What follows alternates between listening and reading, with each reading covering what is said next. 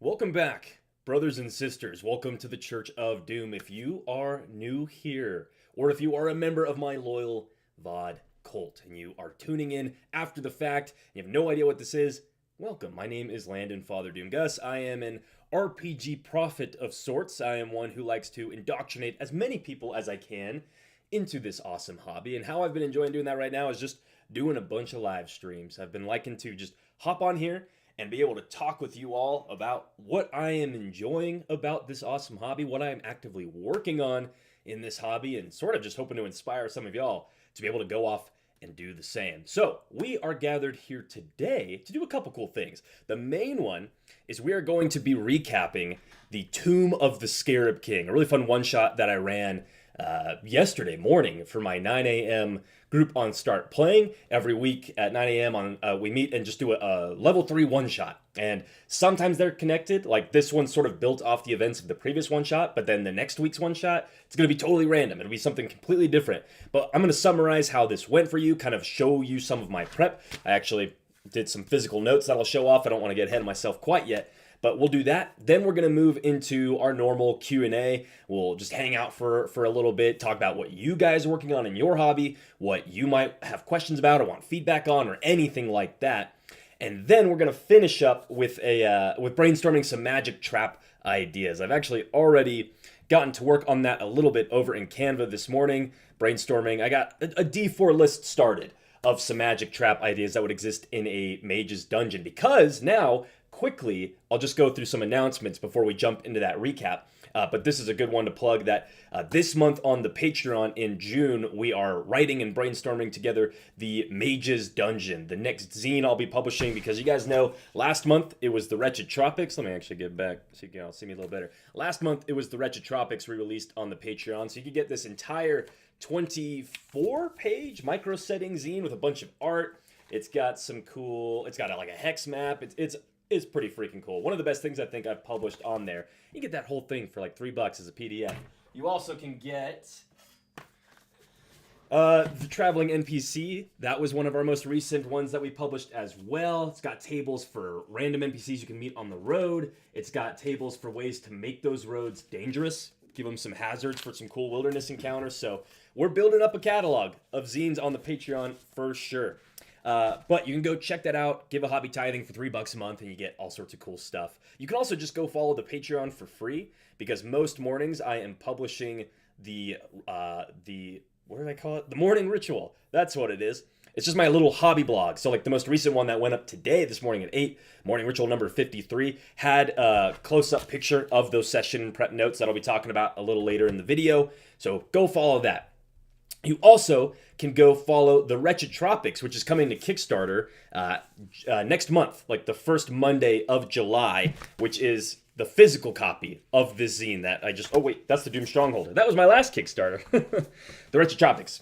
That's what I'm talking about. You'll be able to get this whole thing as a physical PDF. It'll have, ideally, more pages added to it if we hit the stretch goals. And I was really excited to see yesterday we'd hit 10 followers. So that was a super big win for me. I'm excited about that. We got like almost a month, a little under a month till it launches. So we want to just keep getting that number up. If anything else, if you would go follow the project, that would mean a ton to me. Thank you so much for that.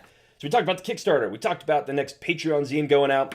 I'll mention that the one-shot that I'm the one-shot that I'm recapping today, as well as my Wednesday group, both our 5e groups right now have open seats. So if you're looking to play in a D&D campaign, if you want to play with me, then you can go check that out at the link. I think it's linked down in the description. I've got the Kickstarter link there at the top, but it's a little further below. You can go join a game with me. But with that all out of the way, what do you say we jump into a one-shot recap, right? And so if you are hanging out with me in the chat and I'm getting into this recap, I'm seeing your messages come through, but I'm going to get through the recap so that then we can hang out and you can ask questions all about that. And that way, anyone who's watching this back in the future isn't getting constantly interrupted by me getting distracted by chat, which I will make one quick exception to the rule to say, what's up, Skull Knight? I see you in the chat. Happy to have you here. All right, so let's summarize the one shot. So the Tomb of the Scarab King built off of the events of the previous one-shot this group had ran, which I recapped that in a stream last week. You could go watch that, but it was the Spire of Infinite Prayers. The party had come to this massive, massive tower that was built up basically to the atmosphere, and at the very tippy top of this spire, there was a shrine it was basically like a sort of giant antenna satellite dish sort of vibe where it was sending prayers out to the deepest pockets of the heavens in hopes that the gods who had left this world on the Great Pilgrimage might hear them and one day return. Well, Vecna and the Inquisition have realized that the spire had gone silent, the prayers were no longer going out, so the martyrs were sent to investigate because there was suspicion that the shrine had been corrupted by Xenos magics or something like that, and it had been. And in order to cleanse the shrine, the party was sent... Oh, let me get my mic a little closer. That was probably pretty quiet there at the beginning. Sorry about that. The party was sent with an offering, ripped straight out of the that short episode from that like video game series that had the 40K episode, and Titus was like dragging that sarcophagus who had the priest inside it. I totally took that idea, and inside this offering sarcophagus was a demon-possessed cultist. At one point, the party asked, like, is there a way we can look inside the sarcophagus and see what it is? And I just, in the moment, was like, oh yeah, it's a demon cultist. You can see he's like got horns sprouting out of him and all sorts of things. And they had brought him here because the only way to consecrate the shrine, once they'd sort of secured it, was to offer up a mortal soul. And this was who they were supposed to offer. But over the course of the one-shot, when they were fighting the Xenos priest up at the top of the spire, that sarcophagus got blasted off the side of the tower and fell all the way down to the bottom. And when we were deciding at the end of the session, like, what do we want next week to be? My player said, what if that offering survived and we had to sort of track him down? What if we went on a hunt? And then I think another player was like, oh, I also like maybe something desert themed would be really cool. And so that brings us to the theme of the one shot. This cultist, this demon-possessed cultist, survived the fall, kind of busted out of the sarcophagus, and had fled into the tomb of the Scarab King. Now, to make there be some more stakes involved and not just have it be a cat and mouse chase through a pyramid, which could have been fun, but isn't really like that seemed hard to run. That seemed stressful to me. Instead, I decided, what if this cultist who has a demon possessing them has kind of sensed the corpse of a pharaoh, and if they can possess that pharaoh's corpse, then they'll become exponentially more powerful, especially if that if that pharaoh had been a sorcerer in their previous life. And so that was the big setup. The party is sent to this pyramid to go inside and get this cultist out of there to capture them before they can take over the pharaoh's corpse. So let me quickly jump over to the bigger camera so I can sort of show you my prep here. So I started by drawing out where is this here? Started by drawing out the pyramid, and I knew I wanted it to be a 6-room dungeon. I know that the formula is usually 5-room, but I'm a sucker for a D6 list, so I'm like, let's go with a 6-room dungeon. Obviously, we'll have room 1 be the entrance, room 6 is the crypt itself. If we have 3 chambers sort of in between those, that gives us 1 extra one to throw in as a secret chamber. Now, I noted this in my the morning ritual blog post that I put up a little earlier when I shared the picture of this. I had some feedback on my notes, and the biggest one was, man, like prepping out a dungeon in this much detail, like a little list under each room. I sort of had convinced myself, like, I haven't done that in a while. Maybe it'll be fun. It wasn't very fun. A lot of this prep I ended up feeling like was mostly just kind of confusing and overwhelming to look at when it was on the table in front of me during the session. I probably could have condensed this all down into like a single D6 list with a 1-sentence summary of each room. This was sort of a lot to go off of, but the quick rundown of the rooms was the entrance. Well, actually, I'm getting ahead of myself. First, let me tell you a little bit more about the Scarab King himself, right? So in life, he was a mutant. He was a mortal who, through his like sorceress mutation powers, was able to sort of shed or molt his skin, his mortal shell, and live an extended lifespan. And the more he did that, the more he became beetle-like, until he eventually was just kind of like a big rhinoceros beetle sort of creature that was... I made a note in my session prep that because he was shedding his life, or shedding his shell to live a longer life, I was like, that feels sort of necromancy. So what if I really leaned into that? And he built a kingdom using necromancy. And yes, he had mortal subjects who he ruled over, but also, what if he had hordes of beetles and skeleton or scarabs that would go out and pick the flesh off the bones of his enemies. If orcs or a human army tried to invade his kingdom, he would unleash plagues of magically conjured scarabs. And when all of the flesh was stripped from their bones, their skeletons would rise and be additions to his army. So there were definitely rumors that he was like an evil sort of necromancer dude, but he wasn't necessarily that at heart. But I just knew when I was prepping this, I was like, I want him to be scarab beetle themed. I want there to be scarab or swarms of scarabs that my players have to fight. And I want there to be necromancy magics involved. Those were sort of my building pillars, my core assumptions about this pharaoh. So now, quickly, let's go back to the summary of the rooms, right? So room number 1, entrance into the pyramid. I decided this pyramid had been unearthed somewhat recently by dwarves who had started excavating it. They'd sort of gotten the entrance cleared out and dug out, but scarabs had naturally been drawn to this area and started nesting in that entryway. So I was like, there's going to be big scarab hives the players have to get past, and there'll be some skeletons of the dwarven archaeologists who had come here and then gotten devoured by these scarabs. So that was sort of waiting in room number 1. Room number 2 was going to be a puzzle room, a secret room where the party could find a secret door that would help them bypass the more dangerous part of the crypt, or a potentially dangerous part of the crypt. They didn't actually end up uncovering that, but I'll kind of get more to that here in a moment. So that was room number 2, a secret puzzle. Room number 3, further into the pyramid, was the Death Shrine. This was because he was a necromancer, but because he sort of served on the function of life and death, right? He was prolonging his life in a sort of natural way. It wasn't like he was a skeletal mummy lord who lived forever. He would just become more and more beetle-like, right? But I decided the Death Shrine would be the one that intruders of the shrine, or those who didn't know about the secret tunnel, they would have to pass through this room, and they would have to make some sort of necrotic offering if they were to continue through the shrine or to continue deeper into the pyramid with their lives, right? So I'm going to explain each of these rooms in a little more detail after I give you the big picture, right? But then, so that was room number 3, which extends down to room number 5. That was the gate, the doorway into the crypt itself, which was made from thousands and thousands of scarabs that could be animated to create a sort of golem thing when the party, or if the party failed to get into the room, right? Going back to room number 4, though, which was where room number 2 sort of connected to room number 5 with the secret passageway, that was the Life Shrine. And if the party had gone there, they would have gotten some healing magics and also would have known the incantation code to open the doorway. But they didn't find it, which was a fun, but at the same time sort of frustrating experience as a GM. You're like, oh, dang it, was that my fault? Did I not give them enough to sort of get there? Or were they just too quick with it? I'll sort of want to know your thoughts on that when I summarize those events. But then the last room, room number 6, was where the Pharaoh himself was entombed, and that's where the cultist had gotten to before the party even arrived here, because the cultist had discovered the secret door, had learned the incantation, and had entered the chamber. And that was like the big setup, right? As the party is exploring this pyramid and getting deeper and deeper, I'm revealing information of like, uh-oh, you're getting the sense that there's something unholy happening here. The cultist has already begun the ritual. What are you going to do, right? So that'll bring us back to Canva. Let me now kind of, that'll bring us back to Owlbear Rodeo. There we go. So I'll kind of walk you through the events, how that all sort of played out with the prep that I had prepared.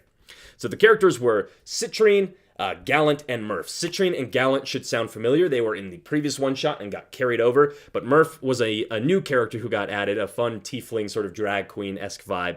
But the actual like details about the character are not super important for the purpose of the summary. But the one-shot started out on a sort of awkward note. I had the players be teleported into the desert, and they wandered for an hour to kind of get closer to the pyramid. They'd sort of been teleported to an ancient teleportation hub, a portal in some ruins that the Inquisition had learned about. That was the closest they could get them to this pyramid. And when they arrived, I started describing details of the dwarven excavation that had happened here, some of the other ruins, and the hints of a city that might exist deeper beneath the sands. I dropped all that hint, and then I described this big sloped trench that had been dug down into the entrance of the pyramid, and I described as they were sort of standing on this slope that they saw a bunch of scarab hives. I don't know if scarabs live in hives, but I decided in the moment they did, it sounded cool. They could see some of these hives kind of curling out of the entranceway, and they could see the scarabs sort of buzzing around in the area. And I also noted, like, you don't see any dwarves. You don't see the excavation happening actively. And I kind of expected the players to maybe ask some, be curious about like that. Like, where are the dwarves? What's going on? or be interested about these scarabs, but nope, I should have anticipated this. The first thing one of the players did was like, firebolt. I just want to shoot these scarabs because I understand why they did it. Like, they were far enough away that it's like, well, we're not in combat. Maybe I can just kill them all from a distance. It's like in Legend of Zelda Breath of the Wild, you're just like picking away at an enemy with your bow from really far away or something. I was like, okay, sure. I didn't want to outright say no, but it was a weird start where I'm like, oh dang, they're like trying to initiate a combat, but they're super far away, and I don't want this combat to be lame, but I also don't want to let them just kill them all from a distance. So I was like, okay, you hurl your firebolt, you blow off a chunk of a scarab hive, you kill a dozen of them or so. But then you see the scarabs get really agitated, very angry, and they start swarming all around the area in a big, angry swarm, right? And I tried to convey in that moment, like, there are a lot of scarabs. You kind of realize, like, they're pouring out of the entrance. There are a lot more than maybe you had anticipated. Certainly not enough that you could just kill with cantrips from a distance. So I was like, okay, I kind of let them kill a few, but I conveyed, like, you gotta go down there and figure something out. And now they're even angrier. But I also, in my head, was like, well, the players are far enough away. I'm not going to have the scarabs, like, buzz out of there and then fly all the way up this archway to attack these characters. The scarabs probably don't even realize they're there, right? So that was a weird footing to sort of start the session off on. But I think we saved it. It was fine because then the players eventually decided, like, well, we got to go in the pyramid. Let's try and animal handling stealth our way through there. And I told them the DC is going to be a little bit higher because now the scarabs are angry. But the players rolled really hot. They passed that check, and about halfway through the entryway tunnel, as they were beginning to make their way into the pyramid proper, I described they started to find the skeletons of the dwarven, I keep wanting to say architects, the excavation team that had been sent here. They had been stripped clean of their flesh by these scarabs. It totally devoured them. And in my head, I was like, ooh, if the players like disturb the bones or if they mess with them at all, then these will animate and sort of convey the magics of the pharaoh, right? If his scarabs ate anybody, if they ate all the flesh, their bones would be added to his army. I was like, that'd be a cool little combat. And I had sort of in my head been anticipating that being the main combat. The main thing that happened to kick the session off was the party would loot these skeletons, and then they would be fighting both the scarabs and the skeletons. But instead, the party actually kind of left the bones alone. They were just like, oh, interesting, okay. And then they kept stealthing in. So there was no fight with the scarabs, no fight with the skeletons, and that was okay. It all worked out. Like, there were more interesting things inside the pyramid, but in retrospect, I think I could have done a couple things better. I could have had there be no indication of the scarabs before the party really got into the tunnel itself and were in the thick of it. I think I revealed that threat a little too early and gave my players a reason to be like, I'm just going to try and kill it. So that was the main thing. Second thing is I should have given the dwarven skeletons something to entice the players to mess with them. Instead, I was just like, they're just dwarven skeletons, and they still have some of their excavation supplies on them, but that's it. And the players naturally were like cautious of the skeletons and weren't going to mess with them. If I really wanted to try to have that skeleton combat happen, I should have had there be like what looked like a magical item or a healing potion or something like that, but I didn't. Lesson learned. Anyways, the players progressed into the pyramid and arrived at room 2, which is where I had my puzzle, the secret door that would lead down to chamber 4. So here was the puzzle that I designed. I'd already told you that the pharaoh would molt his skin, right, and become more and more beetle-like. It would extend his lifespan. I wanted to play into that. I decided let's kind of have some murals here, some artwork, have this play into the puzzle so the players can learn this about the pharaoh. So the floor of this hallway, I described as they entered into the first room, was just dirt. It wasn't stone, it wasn't sand, it was dirt. At the far end of the room, there was an open archway sort of framed by big scarab jaws that pass through if they wanted to, deeper into the pyramid. I described that the walls had murals, mosaic murals made from thousands and thousands of tiny little beetle or scarab shells that had that sort of green, tealish shine to them. And the mosaics seemed to depict scenes of this pharaoh reaching the end of a lifespan, being buried in the ground, and then X amount of days later, 1d12 days later, he would emerge from this sort of molted beetle shell-like sarcophagus, and he would be reborn. And it sort of just retold that story several times down the lengths of this hallway. And then I described that in the shadows of the ceiling, where their torch could like just barely make out what was up there, they could see some faint etchwork. And that was kind of everything I gave my players. Oh, and there was one other thing. I told them that they could find the footsteps of the cultists they were chasing here, sort of through this room. But they stopped like halfway through. It was very strange. They'd followed the footsteps up into this room, they went a little deep in there, and then they were gone. And so there was enough there to get my players to start asking questions. The first one being like, well, let's look into these footsteps. Where did they go? What happened? And they made some investigation checks. They rolled decently. And what I revealed to them was, yeah, they seem to go halfway through the room on a pretty straight path. And then the dirt seems to almost have been disturbed, as if like, but not by someone kind of running their hands through it. Like this person was trying to cover their tracks. More like they clearly had walked through here and then winds or something had sort of just shifted the dirt, kind of put it back to a normal state. It was very strange, but you don't see their footsteps going beyond here into the next room. So the players knew, like, okay, the cultist was in here, and then they simply disappeared. That's very interesting. Then they started investigating the murals a little bit more, trying to get a sense of what that was all about. They determined, I left it random for a 1d12 just for the hell of it. I think they rolled like an 8. So it was like, after he was buried, 8 days later, he would emerge from this golden beetle shell sarcophagus. Okay, that's pretty interesting. Then they learned that the top of the room where that faint etching was visible, it was a calendar. It was sort of like, I described it as kind of like in Avatar: The Last Airbender. If you guys remember when they go into that sunken library and there's that sort of like solar pyramid or solar calendar that they can kind of move and shift it to fit the date of the current time period, right? I sort of described it like that. Like there is a calendar up there, but it's not necessarily set to a specific period in time.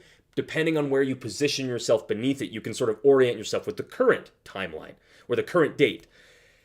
To me, I was like, okay, the players have all the pieces they need to start figuring out this puzzle. And what they needed to do was simply figure out what day it was today and think and look ahead 8 days, right? 8 days in the future, the pharaoh would rise from the dirt in his golden sarcophagus and he would be reborn. And if they had done that, if they had oriented themselves with the calendar and dug up the dirt, they would have found the sarcophagus. And if they opened it, it would have revealed the secret doorway or the stairwell down to Area 4, which was the healing shrine. And that didn't happen. In fact, the players didn't even dig up the dirt at all. Now, that might have been on me to have there not be like shovels leaning against a wall, but they had passed by excavation dwarves. They could have gone back and gotten some shovels. If they had said like, do we have a shovel? I'd be like, you guys are adventurers. Sure. You were being sent to the desert. You probably have a shovel. But they didn't do that at all. They sort of all were just like, okay, so there's this calendar. The guy gets buried and then he comes back to life. The footsteps of the cultist disappear in this room. Okay, I think we're going to just go to the next room. And I was a little shocked by that. I was like, okay, like that's totally fine. That's okay. It wasn't like anything was crucial in that room that was going to derail the whole session. But I was just a little surprised that they didn't even dig up the dirt at all, because part of this puzzle trap was if they had dug under the incorrect date, right? If they'd just done right where they were standing, they would have found a golden sarcophagus, but it would have been filled with skeletons, and they would have had a fight with skeletons, and that would have been sort of fun. But none of that happened, and instead they just kept on trucking into the pyramid, and I had just, as the DM, had to be like, that's okay. All right, we'll move on.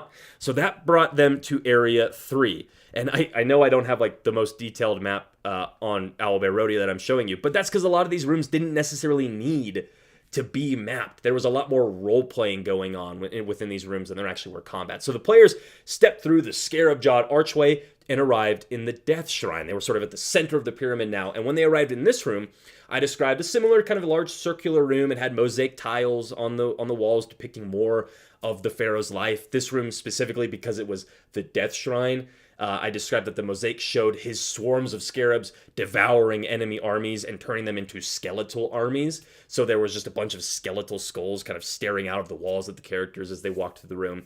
At the far end of the room, there was another scarab-jawed archway with stairs that descended deeper. And the room at the center was dominated by a huge statue of the Scarab King. And he was kind of in more of a beetle-like form, which I'm realizing, like, I know it was like, he's the Scarab King, but he also looks like a beetle. Like, why didn't he look like a scarab? I don't know. I just thought the beetle looked cooler, and he had scarabs working for him. Sue me, right? But I described that there was this big statue of the Scarab King. He had, like, the big beetle horns kind of coming off of his head. His mortal face was still visible, but it was sort of lost amidst these weird bug-like features. He had a bunch of arms kind of pulled across his chest, holding his various tools of leadership, his rods and things like that. And then at his feet was a bowl that was made from an upside down, sort of overturned scarab shell with strange etchings on the inside. And that's all I gave my players. I was like, okay, what do you want to do? And they just decided, of course, to investigate the Death Shrine. And with some good checks, they sort of figured out... Actually, no, I take that back. It wasn't a good check. They rolled like a 7.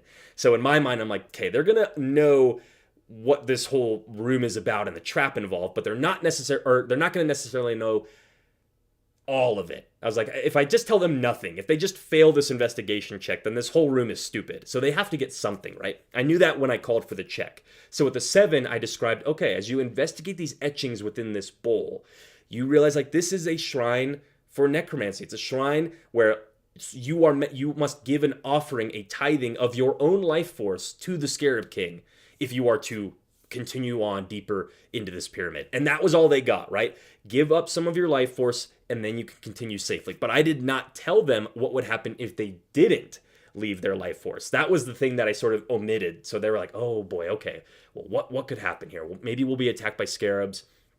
Maybe we'll be attacked by skeletons. Maybe the statue will animate. Who knows? We should probably just make the offering, which I thought that was kind of a cool call for the players to do. I think it would be very easy for players to be like, fuck that. I'm not giving up my life. I don't want to lose anything. I'm going to just run through the doorway. Well, if they had done that, if they hadn't given up some of their life force, then I would have described when they first tried to pass through the door, they would have, of course, sealed, and then necrotic gas would have started to fill the room to sort of kill anybody who was in here. And they could have disarmed the gas by working some sort of mechanism that was hidden inside the statue. But that didn't come to pass. Instead, he put his hand within the bowl, and I just totally took inspiration from the first Dune movie where Paul has to put his hand in that box, and it inflicts like searing pain on him. And if he moves his hand out, I think in the movie it's like he'll die or something. But what I described is as soon as the character put his hand in the bowl, it felt like it was being eaten alive by scarabs, that they were just stripping his hand free of flesh. And if he removed his hand from the bowl, there would be consequences. I kind of came up with that in the moment. I wasn't even sure what the consequences would have been. Probably would have just triggered the actual trap of like, okay, the door's closed and the necrotic gas comes in. But he ended up passing his con save, and he finally like brings his hand out, and it looks totally fine. Nothing had happened to it. It was kind of all in his head, but he did lose like a D12 HP, and they were level 3, so D12 was like swingy. It could have been 1 HP, could have been 12. It was somewhere kind of right in the middle, but he gave up some of his life to the Scarab King, and I described that the players after that happened heard something within the wall kind of set into the wall. Like they realized, oh, the trap has been disarmed. We are safe to continue, which brought them to Chamber 5. They were now descending down deep into the pyramid, approaching the crypt proper, and Room 5 was the gate itself. And this is where I actually had the map that you guys can see here. So at this point, I knew there was almost certainly going to be a combat involved. So the players descended down and arrived in a hallway. They stepped through a scarab hall, and there were like several columns. And then at the far end of the room, there was just this huge doorway that was made from thousands and thousands of scarabs that were sort of interlocking themselves. I described it almost like chainmail. They used their legs and their big jaws to just keep themselves all tightly locked together. And then I described that on each individual shell, there was some sort of odd glyph or sort of like a hieroglyphic sort of letter or an image or something like that. And the puzzle here was that the players would have to decipher the code on this door that was kind of etched across all of these shells if they were to recite the phrase that would cause the door to open safely. That was the puzzle. It was pretty simple. It was just going to be a skill challenge, basically. Just get 3 successes before you get 2 failures on an investigation check or an arcana check, and boom, you're good to go. As Citri was beginning that skill check, I gave the other players an opportunity to sort of muck around the room and tell me what they wanted to do. And Gallant and Murph ended up finding some footsteps. They found the cultist footsteps, because remember, he had taken the secret door from Area 2, had cut through Area 4, the Life Shrine, where he had not only gotten some healing potions, because in that room, it was like where the Pharaoh was prepared to be entombed. So I described that they'd taken a bunch of his old malted shells and ground them down in a sort of a medicinal powder. Those could be used to create a healing potion. But the party didn't get any of that. And then also in that room, etched across the wall, was the incantation required to open this door, so that when the priests or the family members of this pharaoh came here, they could just go into that room, read the incantation, and safely pass through the doorway. There would be no challenge. They wouldn't have to go past the Death Shrine. It was a cool little secret hall. It would have been awesome if my players got through there, but it was really cool that only the cultist had gone through there and the players totally missed it. But Gallant and Murph found his footsteps sort of coming out of the wall into this room and of course found a lever and they pulled it and oh my gosh, there's a secret hall here. And then they had an interesting decision to make. I did not give them hints on what was down there. I didn't want to spoil any of that. They simply had to decide, do we go back this way we came, or do we go back down this like secret hallway and see what's in there, or do we continue trying to open this door? Because we can start to sense, I was describing, they could sort of hear faintly some sort of unholy ritual happening on the other side of the door. So they realized like, oh shit, we're here. This is the Pharaoh's Crypt. On the other side, we're going to find Kaiser Magnus, which was the name I gave the cultist. I think it's the coolest name. It was so awesome. But they knew that he was on the other side of the door. And I was pretty impressed. They decided, like, we don't have time. There might be cool things for us down there, but we simply do not have time. We have to get this door open. We were sent here to kill this cultist.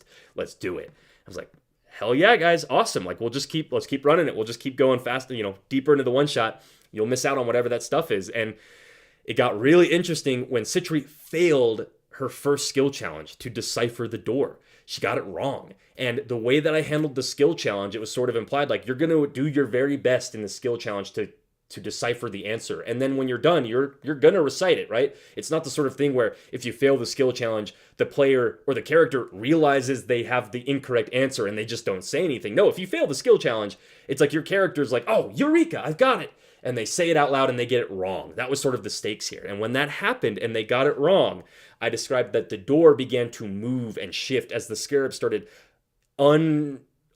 interlocking themselves. I'm not sure the word there, right? But they started releasing their jaws. And for a moment, I was like, oh yeah, it looks like the door is beginning to open as the scarabs are moving. But instead, they formed a huge scarab golem, this giant construct of interlocked scarabs that could do 2 attacks. It had like big jaws on its head that it could lower down to snap up a creature and it would kind of eat them alive on top of its head. And then its arms were made from scarabs and it could send an arm away as a swarm. And it was a ranged dex save that the player would have to make as they were enveloped by the scarabs. Then they would return to this thing's arm.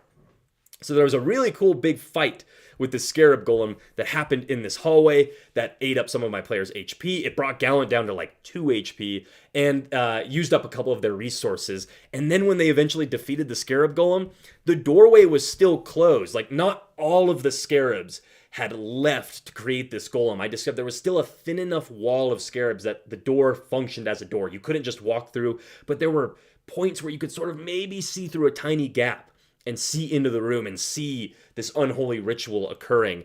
But it came down to basically another skill challenge. It's like, Citri, you got close. The DC is going to be lower. It had been 16. I was like, now it's only a 14. If you can just fix a few of those mistakes, you can get the door open and you can get inside. They're like, all right, let's do it. They roll, and they fail again. They failed the skill challenge a second time, which meant another Scarab Golem formed from the remaining scarabs in the door. But because they had just gone through a big fight and they were about to go into the boss fight, I'm like, okay, I can't be too cruel here. And it made sense in the narrative that this golem was much smaller. It was formed from all of the remaining scarabs. It wasn't nearly as big, it wasn't quite as strong. And it formed within the doorway, so it still stopped the party from getting into the room. But I told them, like, there is no door anymore. You give me an acrobatics or an athletics check, and you can get past the Scarab Golem. You can roll between its legs, you can jump past it, whatever you need to do, right? But so really what it functioned as was a barrier to reach the BBG, the person they actually wanted to kill. And the setup in here was really cool. So in my worlds, or at least in the world of Urchin where this is sort of taking place, demons are a sort of hellish parasite.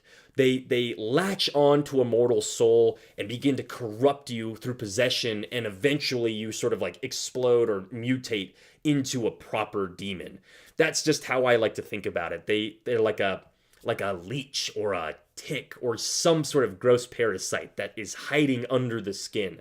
So Kaiser Magnus, this cultist, had come into this pyramid. He'd found his way into the crypt proper, and the demon that had possessed him decided to abandon that weak old body of this cultist in favor of the pharaoh inside. So he sort of walked the body to the back of the room. It kind of fell back onto the floor, and then just like in the creepy ghost movies with like ectoplasm coming up out of the mouth, that's what was happening. The demon was funneling up out of Kaiser Magnus's body and was through a ritual process that would have taken some time, it was beginning to possess the pharaoh's body. It was sort of leeching other little, I almost described them as like umbilical cords, and just to be extra gross, but these little umbilical cords of infernal energy were making their way into the sarcophagus. And because of this tether, I decided that is what was kind of allowing this demon to exist in its raw demonic form. So when the party entered, they just saw this like whirling mass of horns and big giant eyes and like baleful screaming mouths and horrible things like that. And they saw these tendrils going back into the shadow. And he was able to use what little bit of magic he was already sort of starting to siphon off of the pharaoh's corpse to essentially cast spiritual weapon as a swarm of unholy scarabs. So that was going to be his like ranged main attack in this room. He could just shift his swarm around and fight the party. And I kind of saw this going one of two ways. Either the party would just beat down on this demon, they'd all rush up to the top and take it down from, I think I gave it like 40 HP, but it was resistant. During this process of this ritual, the air around it was like rippling and unstable with chaotic magical energies. So their normal attacks were not doing very much damage, but they could have done it. If they really wanted to, they could have just kept piling on. Or if they had done a little investigation, if they'd sort of done other things with their actions, they could discover or find the body of Kaiser Magnus. And if they severed those tethers, this umbilical cord between the demon and Kaiser, then it would remove the vulnerability and it would make him a lot easier to kill. And I was really happy that that's what my players did. Citrine and Gallant ended up getting past the Scarab Golem. Murph stayed back basically to sort of 1v1 this big construct just to keep it busy. It was really awesome. She was just prancing and dancing through these columns trying to avoid all the blows. Gallant was the first one in the room, and he did what I sort of expected the first player to do, which was run up and just start hitting Magnus, right? Just go crazy with your short sword. And he's the one who discovered, this thing's resistant. Like, I'm not doing very much. I'm already low on HP. We had regained a little bit before we came back into this room for the second time, but it wasn't looking good. Citri was the one who did the investigation, I believe, and found Kaiser Magnus's body just funneling demon energies out of his stomach and sort of put the pieces together of like, oh, okay, if we can sever this, then this guy's going to be weak. We'll be good to go. And this is where a fun item, and this is the second time this happened with this group, a fun item that I had them roll at the very start of the session came back into play. What I've been doing, I left the book in the other room. But at the start of these one-shots, I've let the players roll on a D100 loot table from the Index Card RPG book written by Hankrin from Runehammer. And these were like the items the Inquisition would give them to go serve the mission, right? Like, here you go, take this, it should help you. Off you go. Well, one of the items they got was basically, it described it as like a magnetic needler type gun. This was on the sci-fi loot table. It was like a magnetic needler gun, and this big rod, if it hit you, it would automatically do a crit. That was what it was written as in the book. I was like, okay, that's cool, but I want to change it a little bit. And what we ended up homebrewing with Murph, because she was the one who got the item, was it was a blow dart that had prayers of life leeching, or like basically prayers of critical damage sort of etched into it. And if you hit someone with it, it did normal damage as a blow dart, but then it made them vulnerable to the next hit that hit, or oh my gosh, the next attack that hit them would be an auto crit. So it was like this piece of singular ammunition you would want to hold on to until the ideal opportunity presented itself. And here it was, the opportunity. Murph from the far side of the room, the Scarab Golem smashing down on her, is hearing Citra like, we gotta get this guy, we gotta kill this dude, right? Kill the body. She brings the blow dart up to her mouth, takes the shot, and misses. She missed the shot. It was awesome. So the dart, that's too small for me to move around on the screen, but the dart goes wild. It kind of clatters against the floor in the back of the room. All the players are like, no! Because it's going to give the Scarab Golem and Kaiser a whole other round to do a bunch of damage. Gallant could have easily been dropped this turn. Murph could have been dropped this turn. But the fates smiled upon my players, and I whiffed hard. My enemies did hardly any damage. I think the only one who hit was Kaiser with his spiritual weapon. I think he did like 2 points of damage. I was rolling so bad. So then Citri was able to run over to the cultist, and I think just with like basically a scorching ray, she just like incinerated the body. And then Gallant, because he's a satyr, I allowed him to like clop and make an athletics check to leap across the room, snatch up that critical blow dart dagger thing and leap back, and he plunges it up with a nat 20, plunges it up into the demonic form of Kaiser Magnus. It ruptures all the way through and like pierces into the wall behind him as the body begins to writhe and fall down, and then Gallant just delivers a killing blow with his sword. It was so cool. It came down to like this one final epic round where there were very powerful enemies still active in the room, but the players had this one like linchpin for the whole thing. If they could just deliver this critical dart to Kaiser, and if they could sever him from his mortal host, this was a battle they could win. And they absolutely did. It came through just how the dice and like the narrative wanted it to, with an epic nat 20 at the end, because they had sort of spared the Pharaoh's corpse from being possessed by Kaiser. I described that the Scarab Golem obviously became non-hostile as the Pharaoh was able to sort of take control over his own pyramid again, and the players were able to leave safely, having fulfilled their mission. I, of course, told them like what they missed in that secret chamber, and they were like, oh my gosh, healing potions. We missed the healing potions. And then they figured out that's how Kaiser got here, and that was like a fun little thing for them. But that was the one shot. That was how my party spared this section of the urchin from the wrath of the demon lord of scarabs. That's what I, in my head canon, had imagined Kaiser Magnus would have turned into. This huge demonic horned scarab thing that would have erupted out of the pyramid and claimed the desert. But that didn't happen. I had a ton of fun. It was cool to do. Like, it was a fun exercise to do this type of prep, something so detailed, honestly. It was a good reminder of like, okay, this is not necessarily the prep I like to do. I like to have it be a little more loose, a little more free flow, kind of take more inspiration in the moment.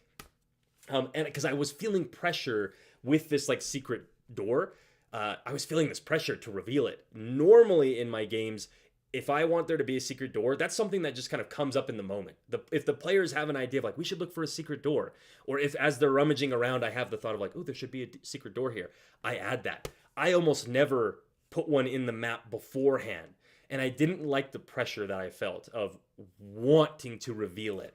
So I'm not sure exactly how I'm going to change my prep approach for my next dungeon I run. All I know is that at the end of the one shot, I asked my players again, like, what do you want next week to be about? And what they decided is they wanted there to be vampires. And because this will be the last session for Gallant, our satyr swashbuckler rogue, before that player switches up their character, we wanted to do something on the high seas, something that would sort of lean into their swashbuckler past. So we decided vampirates. That's going to be the theme. So I have no idea what exactly the one shot is going to be next week. All I know is it's going to have something to do with pirates and vampires, or maybe vampirates. So if you want to play in that with me and with this group of really fun players, you can sign up at the link down in the description of this video. And your first session's free, because I totally get that like playing with a stranger online, especially, you know, putting your trust in a GM could be like, I don't know about this. I don't know if I want to get scammed or whatever, right? So you get in for free for your first one to see if I'm a DM that you like playing with, make sure the experience is worth it, and then if you want to stick around, then it becomes a more pay-to-play sort of thing, you know? But this is my job. I got to make money somehow, right? But that's the one shot.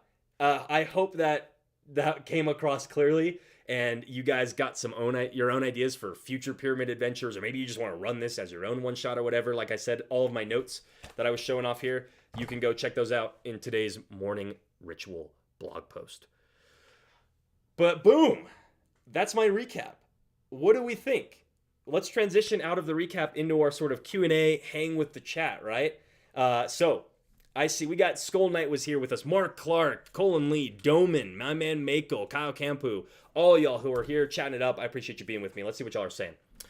Oh yeah, Marc was one of my players in that campaign, or in that one shot that I just described. So that was so much fun. Let's see.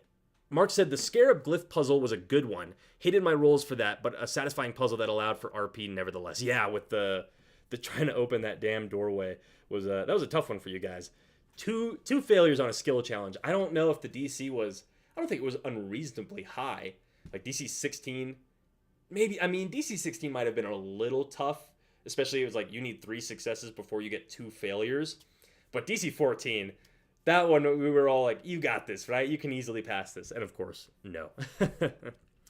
Marc also had some feedback. Seems like for the calendar puzzle, I'd say if there was something on the ground, or maybe an already dug up sarcophagus and skeletons around, that might have clued in there was something to dig up. That's fair. Yeah, at the very least, there should have been shovels. There absolutely should have been shovels. The reason that the earth wasn't like disturbed and the cultists' footsteps sort of just disappeared is because they had dug up. I'm assuming maybe with their own hands, I guess. They dug up the sarcophagus, and when they had stepped through and reached into the secret room, the enchantments of this room like re-leveled the dirt, right? It filled everything in, reset the trap.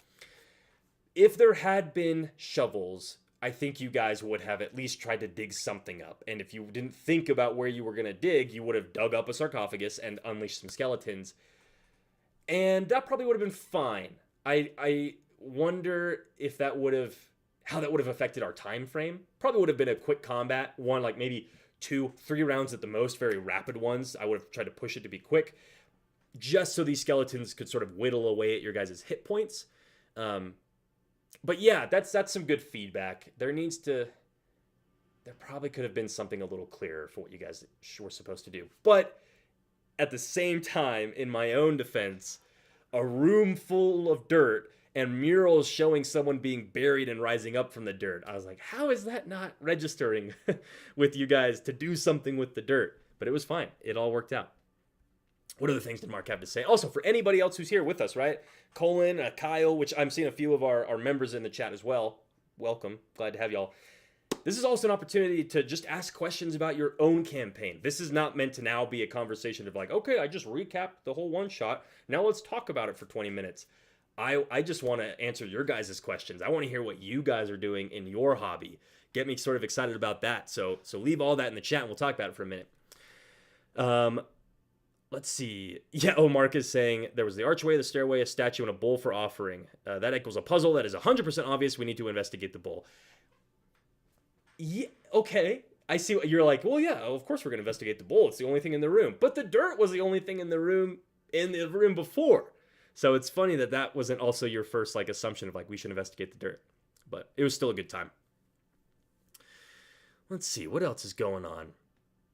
My man Mako said a little earlier, seeing people talk about their adventures with passion feels so good. Well, I'm glad. That's the whole point, right? I have been feeling a lot of pressure, or is pressure the right word? I've just been feeling weird about videos lately, especially with just like the meta of what YouTube and making videos is. It's like I am just not someone who has a lot of interest in making like really polished videos. I'm just not. I think it's boring. It takes too long. It takes a full week to put one video out. I'm much more interested in just... I am a quantity over quality person in a lot of ways. And especially when it comes to videos. Like I would rather jump on here and do an hour and a half live stream with you all. And sure, it's a little less polished. It's a little less organized. I might trip over my words here or there, but at least I'm like able to really come across authentically and have like all of the excitement that I genuinely have, like that can come across on camera and I can interact with you guys like in real time. That's so much more rewarding to me than being down in a basement spending a week on a video that may or may not get any views, right? Like it's just not worth it, especially when I can put out a short and get a couple, some views from that. So I'm glad that that's how you feel about at my man Mako, because that's the whole point. Let's see. Colin Lee had some messages. The mummy called it once its Scarab's back. I know. So cliche. Oh, Colin also says he's doing a Shadow Dark campaign. He's doing Shadow Dark on the 12th and have a cool idea. I think, oh, cool. Are you playing in Shadow Dark? I guess the way you worded that, you said, I'm doing a Shadow Dark. I'm assuming you're meaning you're doing a Shadow Dark session. Yeah, Colin, what's the idea? Pitch it to us real quick in the chat. I'd love to kind of imagine it, maybe add some ideas to it if I can. While you're typing that up, Marc said, I've been designing puzzles and then working on describing the puzzles as I would to my players, to my coworkers, and asking what is the first thing they think about, and then alter their descriptions. That's very funny. Yeah, I don't have coworkers, so I honestly am not as social as I would like to be. I could certainly be more social to have other people to ask that question, but that's a cool way to do it, is to just pitch to completely fresh minds who don't even have the context really of like how D&D works. They're just like, hey, how would you approach this puzzle? What's your first thought? Where does your mind immediately go? And that could be a really useful piece of information to have. Do you I guess now I'm thinking about my specific situation. Like I run 4 sessions of D&D a week now. 3 campaign groups and the one-shot group. That was yesterday. And so by the time I feel like I blink, my Tuesday group, it's Tuesday again, right? Like I'm like, oh my god, I can't believe it. I between running those Wednesday, Thursday groups, and then I have Friday and Saturday sort of off, but I'm prepping for the one shot. Like before I know it, it's back to Tuesday. So I don't have a ton of time to really like sit on and ruminate, maybe not ruminate, but like think deeply about the intricacies of a puzzle that I might want to introduce. I think that's why I kind of don't use them a whole lot, at least as like intricate of puzzles as I prep for this dungeon, because they take a lot of time. They can take a lot of time to sort of get there, get to a point where you feel comfortable running them. I think I tend to default more into like environmental hazards, right? There's the room full of lava with a couple islands they have to jump across, and maybe some of them are unstable and will collapse. That is a puzzle, but it's one that doesn't really necessarily involve investigation checks, right? Those are the ones I tend to do because they're a little easier to prep and a little quicker for players to sort of start engaging with. I did notice during this one shot that with some of these puzzles, there were plenty of moments where I would sort of ask the players, "What do you guys want to do?" And I could tell that they were in their player brains. There was like, "Well, I as a player don't necessarily know what to do, and so I'm just gonna move on."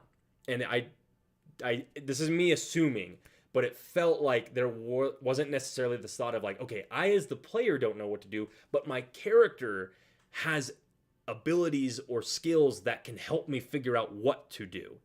It definitely was feeling like some situations where the player was playing themselves and sort of had the character abilities as a cosmetic rather than a player putting themselves in the shoes of a character in this world and digging a little bit deeper. And that was just my observation, Mark. I'd be curious sort of if you agree with that take.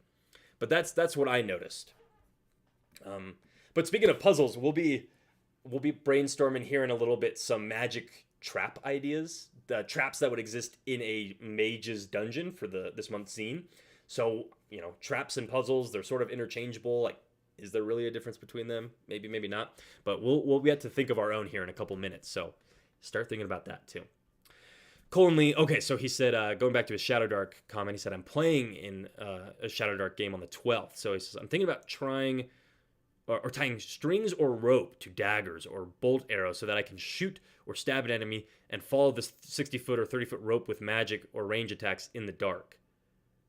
Oh, okay, so you're saying, yeah, Shadow Dark is a game all about darkness and your torch going out. So you're saying you would have daggers that you tie little ropes to, and then you could throw them at an enemy, and if they hit and stick, then you can sort of follow the rope, even if you were blind, right? You're flailing around in the dark, you can follow that rope to get to the enemy. It's sort of like, who's the guy that explored the labyrinth and he left the ball of string behind him to sort of follow back? Is that kind of the idea? Because that's pretty cool. I like that. Tying, I'm trying to think how often that would come up, of like needing to track a monster down in the darkness. I like the idea of there are things being attached to the arrows and the daggers. Oh, that reminds me. I saw this really cool character concept art. It was not D&D related, but it gave me a D&D idea. It was for it was like some ninja kind of cool concept art. And they weren't dollar bills. I don't remember what they're called. But anyways, it was like those throwing daggers that ninjas have, right? The like sort of diamond shaped ones with the little ring. And on the ring, there was some string tied to it and it had a dollar bill kind of hanging off of it. And to me, I was like, oh, whoa, that's really cool. It's like where my mind went with that is, what if you played an assassin who the dagger, whatever like bounty you're pursuing, whatever hit you're out on, you sort of attach money to the dagger that you're going to make the killing blow with as like a signal of like, I'm a man on a mission, right? I am an assassin with a bounty. And this dagger, when you're like going into combat and you point at the person, like, this is just the start of the money I'm going to make from your head. Or like, this is like symbolic of the money that has been placed on your head. I don't know if that's anything or if that makes sense, but it was a cool idea to me of a rogue assassin who has like their gold coin, a single gold coin attached to the dagger, just to reinforce this idea of a killer for money. I don't know why it was so cool to me, but I really liked that visual. So Maybe there's something like that to sort of inspire you, Colin. But that's a cool idea. I hope you have fun in your Shadow Dark game. Skull Knight was, reminded me, it was Theseus. Theseus followed the red thread of Ariadne to get out of the Minotaur's labyrinth. That's right. Theseus. Thank you. Colin added on to his idea for the string, said, more like giving educated guesses on where they are or where they're going, but I could follow it too by holding on to it. Yeah, it's a cool idea, especially, it's one that will work well with, like, mindless monsters, right? You run into a, I don't know, like a, why am I completely blanking?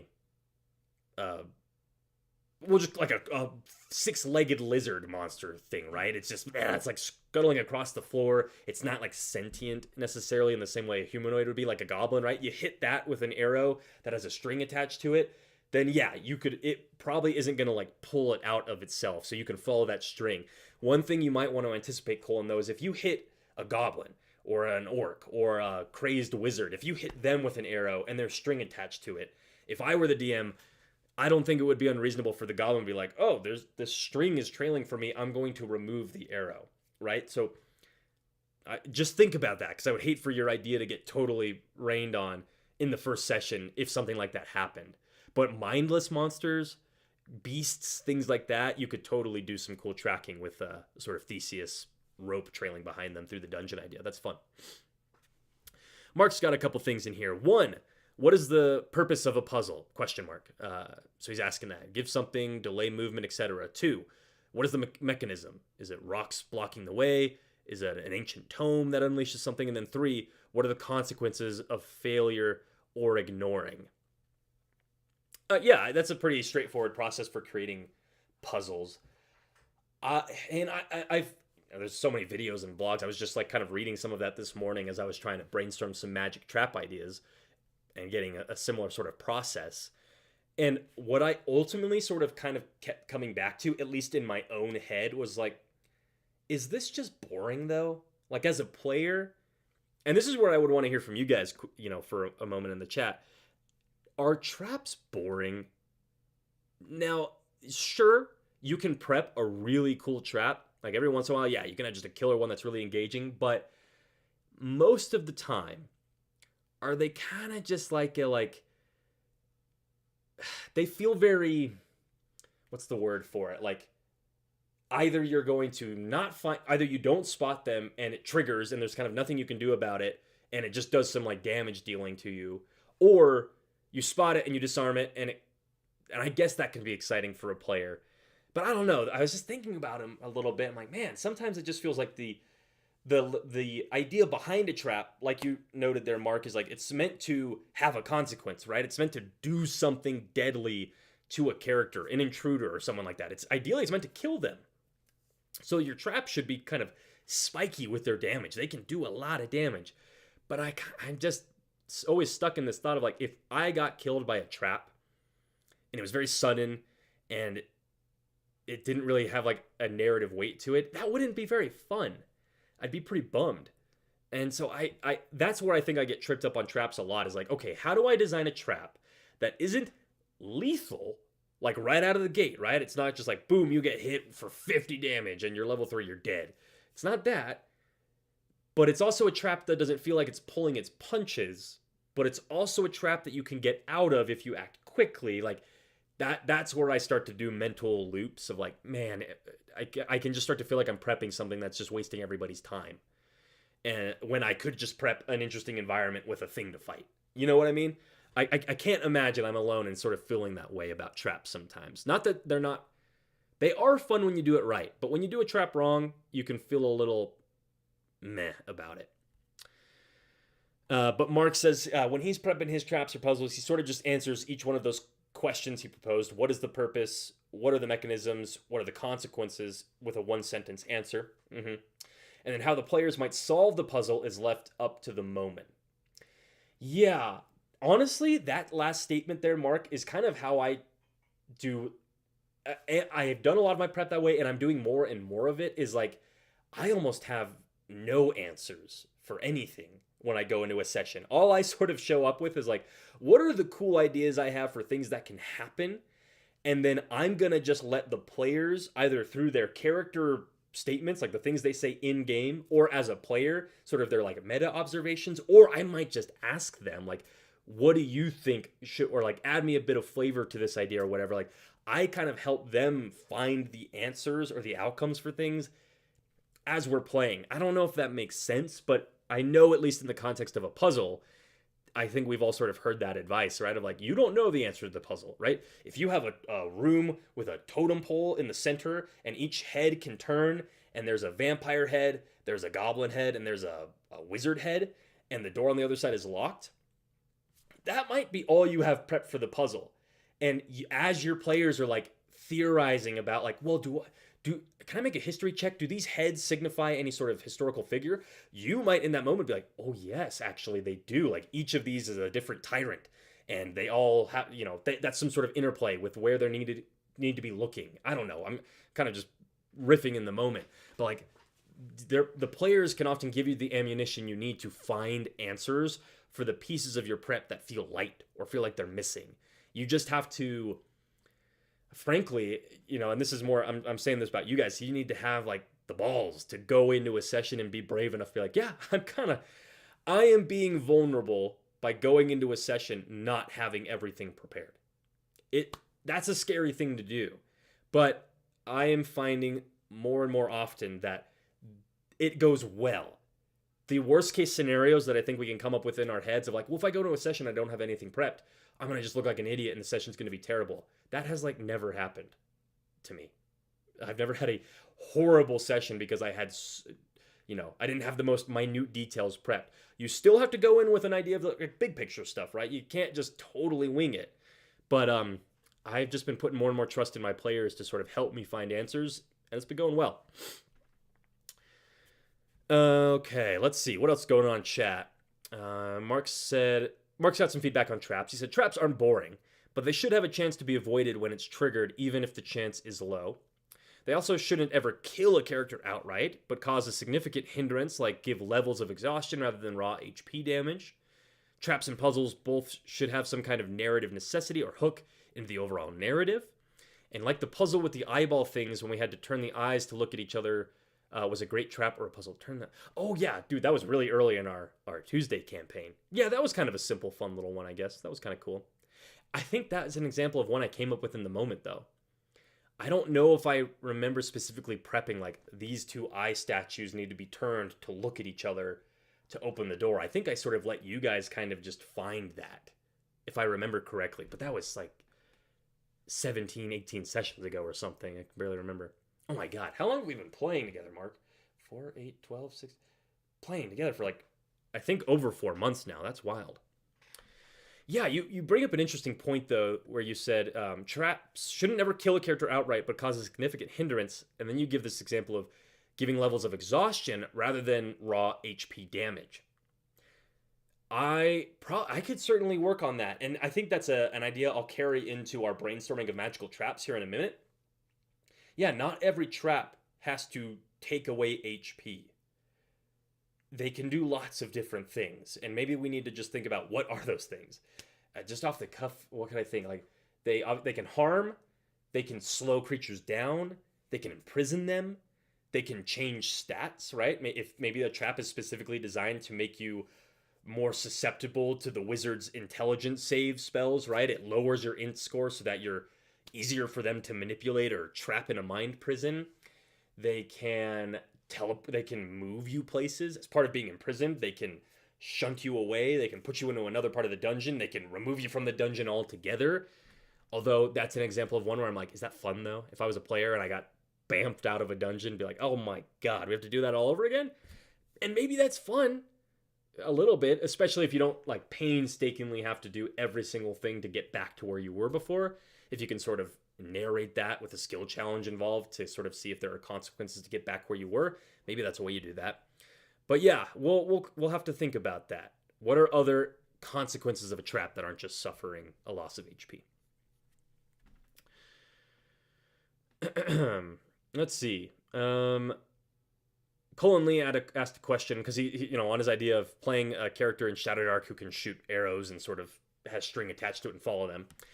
He's saying, it's more like meant to kind of give educated guesses on where they are or where they're going. but I could follow it too by holding onto it.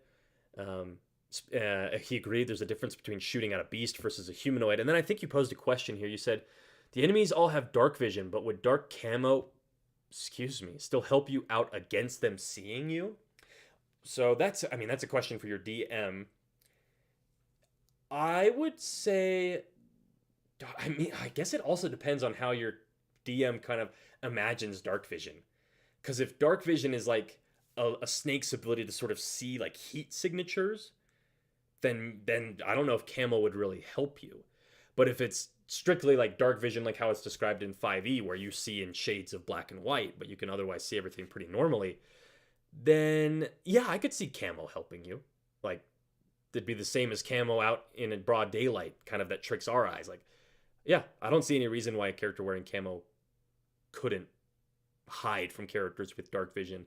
That would probably be something, though, like, maybe not a magical item, but an item you would need to buy in town. I don't know if a character would start with something like that, at least in my campaign. Marc adding on or agreeing kind of, yeah, your players will always fill in the gaps for you, even if you don't mean to or realize it. Yeah, I completely agree. And you also added on, he said, for consequences for traps, he shared, they can maybe take spell slots. They can reduce movement or speed. They can lower intelligence, disadvantage on saves, move you around somewhere, alter your perception. Ooh, the disadvantage on saves is a fun one. I think we're going to work with that with some of our mage-themed traps. Just make you vulnerable to, I guess you've got the 6-quarter ability saves, but also just vulnerable to a particular type of damage could be cool. What if you opened a chest and this sort of dust, this magical dust settled across your body and your armor that made you brittle? Like, something about the enchantment of this dust made your skin almost like porcelain, and you are vulnerable. And if you wanted to be extra deadly, you could say not just vulnerable, they auto crit. Well, I guess vulnerable and crit is almost the same thing. But like bludgeoning damage crits against you. So the wizard's staff, if they melee strike you, sure, it's just a staff. It's only going to do like, depending on the level of the wizard, it'll do like a 1d4 plus 2, or maybe it's like an enchanted staff and it does 3d4. I don't know. Either way, they're going to be critting on you with their staff because you got exposed to this dust. That is a cool idea. You know what, Marc?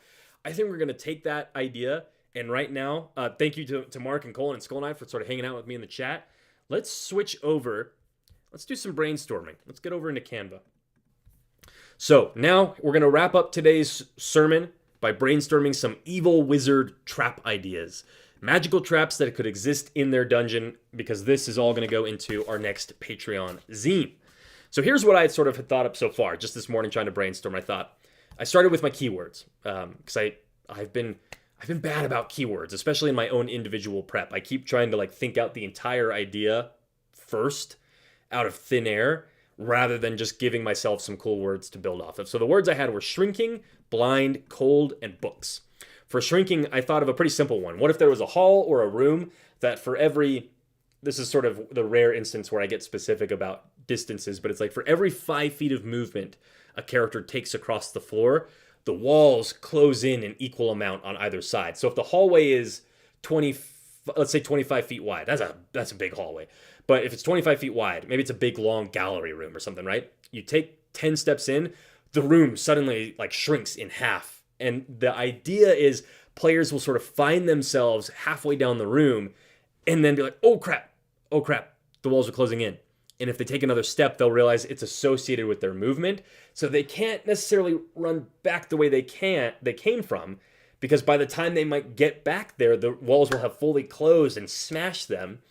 They can't really run to the far end of the room because it's so far away, they'll definitely get smashed by the end. I would give a player the option here. It's like, you can attempt a dex save, but it's going to be difficult and the consequences will be dire. This would be a situation where like, yeah, you're going to take a lot of bludgeoning damage as these walls just smash you. But the solution is kind of simple, really. Like, the wizard avoids this altogether by just levitating across the floor. They don't touch the floor. So if you've got a character that maybe if you've got access to levitating magics, like boom, problem solved, that's fine. But you might just take out your rope and have to like grappling hook onto something on the ceiling and swing on it and try to use that to like reach the end of the hall.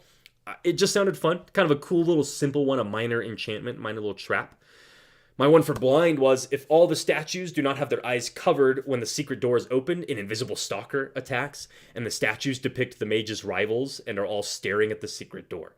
So this is a room that the players would walk into, and they would all see these statues all sort of like peering with like kind of inquisitive looks, or like even like angry looks, or just looks to sort of imply the idea that these are maybe not friendly and creatures that are being depicted, but they're all looking at this one spot. The players will then kind of probably go investigate that area and realize, oh, there's a secret door here. If they just don't even investigate the statues, they're like, sweet, open the door. Thanks for revealing that to a statue. Then the door seals shut. Invisible stalker attacks. That was sort of to play into the idea of blindness. Originally, I thought like, oh, what if all the players get blinded and then the invisible stalker attacks? But I'm like, that's a little on the nose. Like blinding everybody, it's been done before. It's not super fun all the time. But you are... when an invisible stalker attacks, you're blind to that thing. You can't see it. So it has like almost a double meaning there. But if the players don't open the door and they go investigate the statues, they'll find something about the way that they're built where like maybe their arms can kind of be brought up to cover their eyes, or even the eyelids of all the statues can be closed. And if they don't keep the wizard's secret safe from their rivals, then you will be punished. A fun one that I thought of. I got two more, and then I want to start hearing your ideas. So if you've got them, right? You're hanging out with us in the chat. You're here live with the Church of Doom. Share your own ideas for magical-themed traps. Or if you're like, I don't have an idea for a whole trap, man. That's why I'm here for you. You give me the idea. Drop me some keywords, right? Give me a couple more cool words like wands or chest, lava, whatever that we can sort of use to inspire some more evil wizard traps. Two more that I had, though. One was for cold. My first instinct was something that freezes the players, but I wanted to do something different from that. So I thought, what if this room was filled with a bunch of like giant ice blocks or ice obelisks that had weird monsters frozen inside them, sort of like a gallery. The wizard could come walk through and look at these creatures frozen in the ice. Maybe they'd like found them in the far north or something. But if the players trigger the trap, if they step on the pressure plate because they're in an area they're not supposed to be in, it will cause heat vents to rapidly melt the ice. And then those monsters will attack the characters that are in the room. And the doors will, of course, shut so that the players and the monsters can't escape. And then the wizard, when the fight is all done, they can just turn the coolant back on, the freezing enchantment, and all the monsters and maybe some of the intruders who are either knocked unconscious or are dead will be frozen in ice as well and become part of the collection. I thought that was a really cool one. And then the last one I was getting to, I don't know if I was even finished the idea. I think it was like right before I hopped on stream. But the keyword I had was books. What did I come up with? I said, int save or become trapped inside one of the books and live out its contents in a split second. Oh, yeah. Okay, it's not described all the way out yet, but the idea I had is, what if you were in their library? You're in this mage's library. You pull a book off the shelf, and you just open it up. You're intruding upon something you're not supposed to be intruding upon. That triggers the trap. You have to make an int save, or your consciousness is pulled into this book, and through a quick skill challenge, right, 3 successes before 2 failures, that character would have to live out the contents of the book. So if it was a book about some like king rising to power and sort of leading their kingdom in a war against a dragon, then each skill check as part of the challenge would sort of be one of those major plot points in the story, right? So the character would have to give you a charisma check to ascend to the throne, right?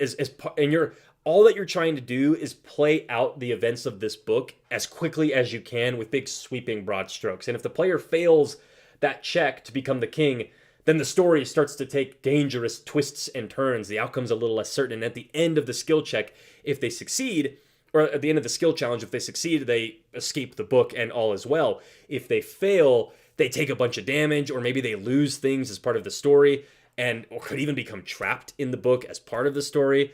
I hadn't quite figured out the final idea there, but the main thought was, getting pulled into a book and quickly, as part of the trap, having to like live out the story sounded really fun to me and could make for a cool, honestly, more of like an RP-based trap than just a damage-dealing trap or like a puzzle trap.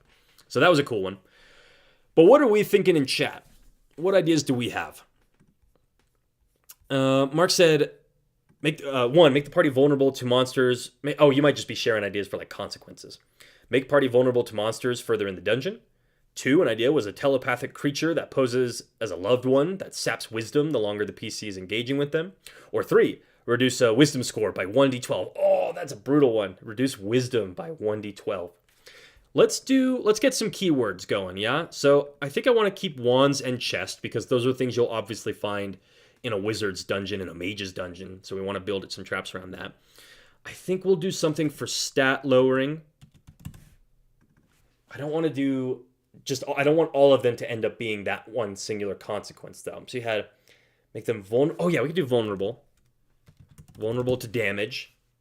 Have them lower stat blocks. Then you said telepathic creatures that pose as loved ones that sap wisdom the longer the PC is engaging. Okay, so that's a lowering of a stat, but could we do a different consequence with like an illusion of a loved one?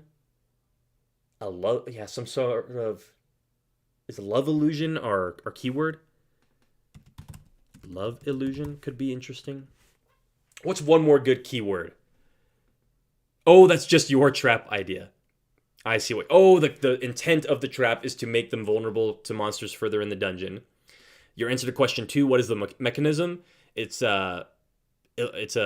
Oh wait, I just lost your message. Telepathic creatures pose as loved ones that sap wisdom from the PCs, and then 3, the question, what are the consequences? They lower their wisdom score by 1d12. I see what you were doing. That's still cool, Marc.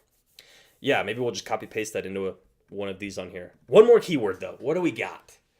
It's a cool keyword. What about like a well? That's like a weird thing to find in a mage's dungeon. A wishing well. You're like, what the hell? Why is this here? Like an astral well? Ooh, that's kind of cool. An astral well. We'll use that to inspire a trap. All right, let's jump back up to the top of our list. Who's got an idea for a wand trap? This would be a trap designed to either protect their wand collection, to conceal their wand collection, to add things to their wand collection. That could be cool. Some sort of trap that's meant to like snatch wands out of people's hands. So like a disarming sort of thing. Ooh, what about a room that has like sort of wizarding, like dueling wizard statues, and anyone who attempts to cast a spell, the wizard statue sort of try and do a counter spell disarm, and if you don't make a save, your spell doesn't go off and your wand is blasted across the room. Is that a trap or is that just like a hazard? That really feels like a trap though. Trap has to have something. Kind of needs to operate independent of the battle happening in the room, right? So what could be a cool wand trap? Maybe it baits them in with a wand, sort of the promise of, ooh, look, here's a magic wand, come get it.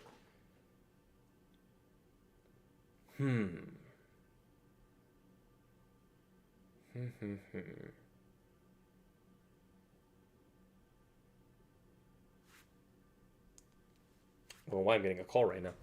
Hopefully it's someone calling with an idea for this wand trap. I got nothing. Does anybody got an idea for a wand trap? Maybe we'll try. Colin Lee said, thinking of using an axe to hook into edges as a means of climbing.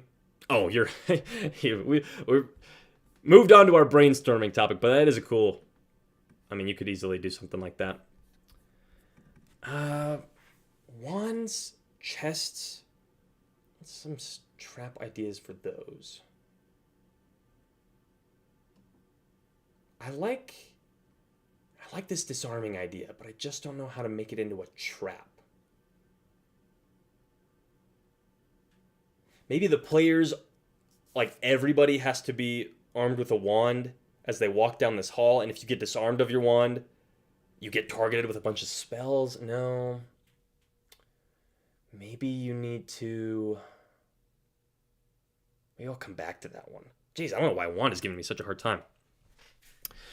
Marc said they have to move the wands to the correct labeled pedestals, but they need to do arcana checks to see what they do or identify them. Oh, cool. Like the different schools of magic. There are various wands associated with them, but they're in sort of an incorrect order. Oh, that's an interesting idea. And if you don't have them in the correct order, then when you open the door, you're targeted with like a spell from all of them. They just hit the center of the room. That's kind of cool. Or maybe there are dueling wizards, right? As you're walking down this hall, there are pairs of statues of dueling wizards that are kind of fighting each other.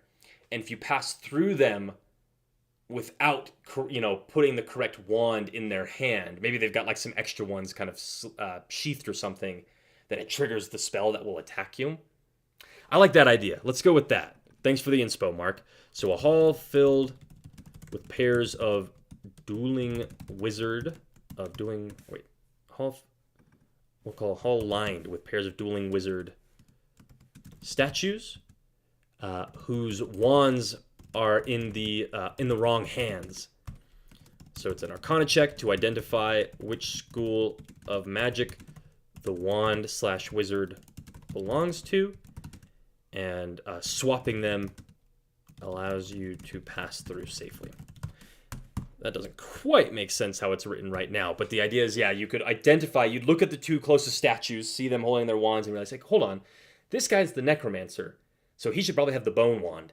And this evocation wizard, he should probably have the lightning bolt wand, right? And you swap, and then you can pass through correctly.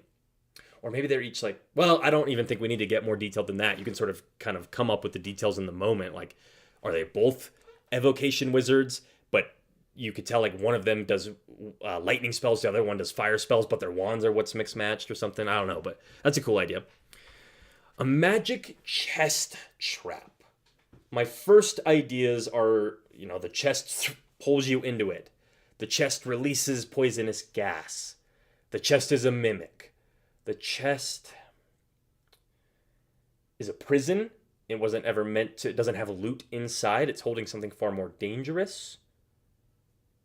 The chest is, the purpose of a chest is to keep whatever is inside protected from people on the outside. An arcane chest doesn't necessarily need a key, so maybe it's something cool about the way that it's opened.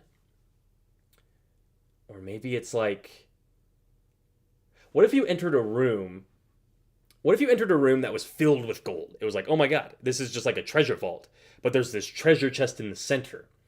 And if you are greedy enough to be like, all of the gold in the room isn't enough, I want whatever is inside this chest, you open it and it forms like a black hole that just starts sucking all of the treasure inside with it.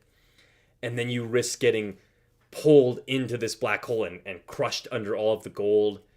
And it's sort of like a bait and switch sort of thing. The wizard is like, I'm so sick of having to open this damn chest every time I want to get a little gold. These thieves who come for it, they're easy enough to trick into opening this chest, and then they can just kill them. They kill themselves, basically. Kind of an interesting idea. The idea that sticks out to me the most there, though, is getting crushed by gold. So what if it was like a reverse gravity spell, where you're like walking across a mound of gold, and if you trigger the trap, it flips gravity, and you fly up to the ceiling, and all of the loose gold waterfalls and just buries you and crushes you under it. I like that idea. I'm not sure how it would relate to a chest exactly. Maybe it doesn't need to, but because gold is in a chest, that's sort of the connecting thread there.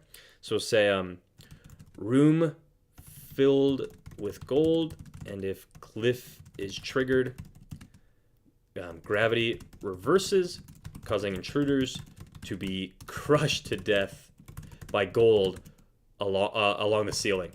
And then you could have a fun hint for the party where when they enter the room, maybe they see faint blood stains on the ceiling from where someone was hit the top, and then gold crushed them and just splatted them across the ceiling. That could sort of be the hint that there's gravity stuff going on here. That's a cool one. Anybody else got some different ideas? Kyle dropped in with an idea. He said pads or doorways that teleport the character somewhere else in the dungeon, maybe randomly. Separates the party. We all know you don't separate the party. Yeah, that's true. There was a cool trap I remember in Tomb of Annihilation's final dungeon that could teleport a party member into a completely random dungeon room. It was like a sealed chamber where it was almost a death sentence if you ended up there. Could do something like that. Marc kind of threw out some ideas I missed for the wand idea. Let's see what he said.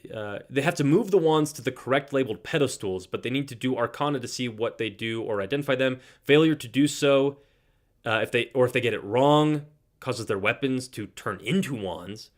So you figure out what each wand does, but you'll get hit by the spell. Got to make it obvious somehow that the wands are in the wrong hands during the description. The chest is filled with gold, but any non-enchanted gold is teleport. Oh, then you sort of got caught up to my idea. The chest is filled with gold, but any non-enchanted gold is teleported into the chest and is turned into an enchanted gold. Ooh, what's like dangerous about the enchanted gold, I wonder? Because if the chest is just simply stealing your gold, and then but then nothing really happens, what's stopping you from just getting your own enchanted gold back? What if every time you failed to pick the lock of the chest, it stole some of your gold? That would be a fun one. That idea kind of popped in my mind because in my soon-to-be new favorite RPG that I have been starting to like go through and highlight various pages. I'm studying this like a true ancient tome. But there's a monster that like if you want to be able to hit it, you have to like give up gold. I think it's like a demon of greed. If you give up a handful of gold, then I don't remember if it's like it gives you advantage on the attack against it or you actually like can just do your full damage to it. But I thought that was kind of a fun idea. That like a chest that could steal your gold could be kind of cool. I might just tack that on at the end, and if I like it more, I'll swap it in. But fail to pick lock, and it magically steals a handful of your gold. I like that idea. Okay, Colin, he caught up that we're doing some magical trap ideas. Said maybe an animalistic beast statue that's able to have a sense of your vitals and lets your enemies know who's the weakest and strongest. Ooh, okay, it lets the enemies know who's the weakest and the strongest. But again, what's the trap? You walk into a room. Thinking of like beast heads and animal things, it has me thinking of like taxidermied monster heads. Could we do a cool trap with that? Ooh, I've got one. I think I might swap this out for the Love Illusion one. I'm gonna go monster heads. So if you don't replicate, if you recreate a certain monster's call, then its head animates and attacks with a breath or a breath weapon. So these are like dragon heads. I just have to put that here. Dragon heads. So what are these heads guarding? You walk into a room, it's like this trophy room that the wizard had. You're only able to maybe like if the wizard wanted to interact with an item in the room, if they wanted to pick it up off of a table or remove it from a shelf, they would recreate the sound of a red dragon or something like that. And that is what allowed them to pick it up. But if they didn't, if they just swiped something off the table, then the red dragon head would breathe fire through the room. I think that's a cool idea. Yeah. If you don't recite or recreate a monster's call or for picking up an item here, then the head animates and attacks. Cool. Simple enough. That's a fun one. And you could swap that out with any sort of like monster head. Maybe it's a bunch of kraken tentacles. It's like a nautical wizard. And they've got a bunch of giant squid tentacles or kraken tentacles sort of draped along the ceiling. And if you don't create the sound of a kraken, which is like weird, but also in a world where you've got things like thaumaturgy or like minor illusion cantrips that can sort of recreate these bizarre sounds, like it makes sense that something so specific would need to be replicated. Now, this is where we run into the thing about traps that always puzzles me. Puzzle trap. It's like, how the fuck is a player supposed to figure that out? How in the world would a player know that if they don't recreate a monster's call, then it's going to attack them? It's sort of the question of like, how am I supposed to know to search every single hallway for every single type, like any type of pit trap or a tripwire, right? It's like the players don't know what they don't know. And it's so specific. I don't have an answer for that, honestly, which is frustrating me. I'm like, oh, I feel like as a dungeon master, I should have an answer. But at the same time, like giving your players an insight into a trap, sort of like a heads up or a, hey, there's like something weird going on. It also is really easy to feel like you just kind of gave them the answer. It's like, here's your get out of jail free card. You don't even worry about the trap. Like, I don't even know why I bothered putting it here because you guys are going to find it and you're going to figure it out anyways, right? Like, that's so frustrating. I wish I knew how to solve that.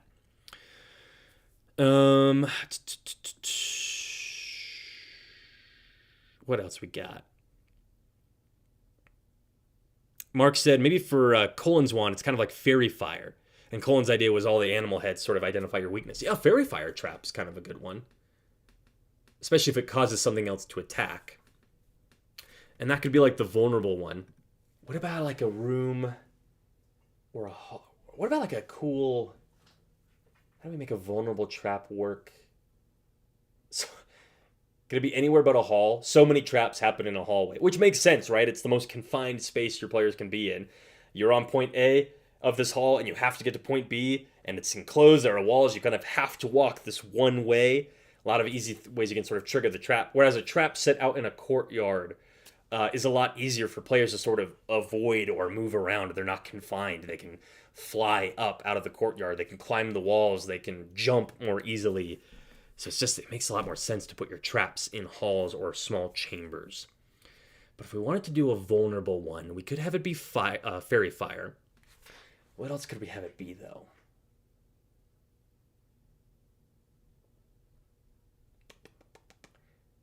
Fairy fire, vulnerable to damage. Yeah. I mean, our stat lower already makes you vulnerable to saving throws. I don't dislike the fairy fire one. What if a trap, so a tripwire trap releases a swarm of captive pixies whose dust acts as a fairy fire spell. So characters covered in the dust are vulnerable to the mage's attacks and spells. Sort of a fun one. And then you also could play into it even more if like the pixies don't disappear. They just like escape out of this box and the players are covered in pixie dust, sort of glowing magically, easy targets. The pixies could still be flying all over the place, causing mischief and creating problems for the players during the combat. So that's a cool trap. Okay, so we've got our stat lower trap we still want to do. And we've got our astral well. I have no idea what the astral well trap is going to be. What's a cool stat lowering trap? Oh, Marc might have an idea for how do I kind of signal to my players that they have to recreate these animal sounds. So it's great start to it. It's simple. Simple. Make them each make a sound as they step onto a floor tile, but the sound is wrong for the beast. So there's floor tiles. You're in a room. It's got a bunch of different monster heads. You step on one. It's like, oh my god, that sounded like a red dragon. Oh, this one sounded like an Umber Hulk. This one sounded like a... why am I blanking? Owl bear. Sure, it sounded like an owl bear. Then... I'm not sure what that reveals to the player. I mean, it reveals that there are monster sounds that need to be made. But does it necessarily reveal which one they need to, like, step on in order to grab the items? I don't know if it necessarily does. I get how that idea cues the players in on the fact that monster sounds are sort of an element of the encounter that's happening. But does it tell them what to like do with them? Not sure. Maybe this isn't as good of an idea as I sort of thought it was. But anyways, let's see. What other ideas do we got going on here? Colin said maybe a magic trap that involves cave diving and characters have to take most of their gear off. Ooh, something where they sink very heavily. Oh, that's an interesting idea.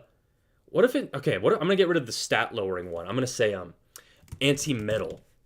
So what if the floor becomes like quicksand that will cause any character wielding metal weapons or wearing metal armor to rapidly sink.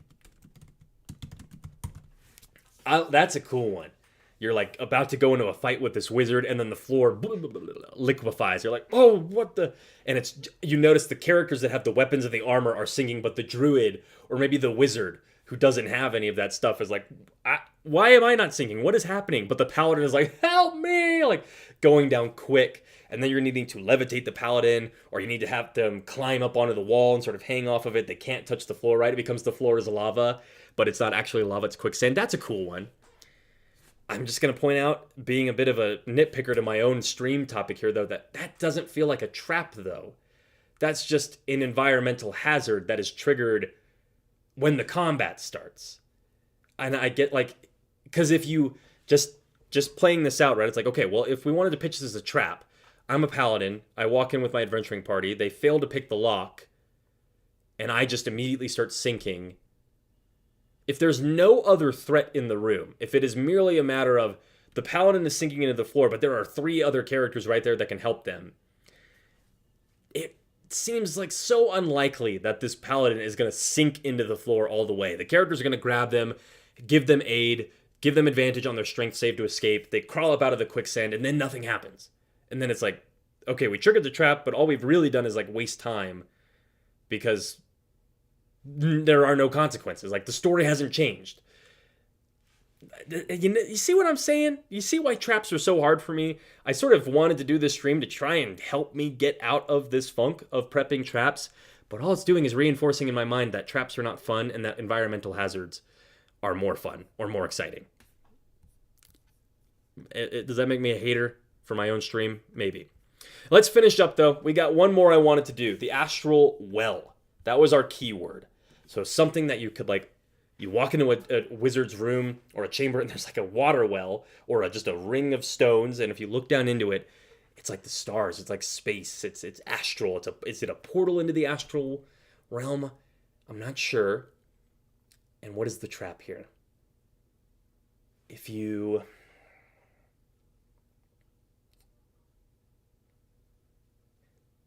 Obviously, there's dangers. There's the threat of getting sucked into the astral realm.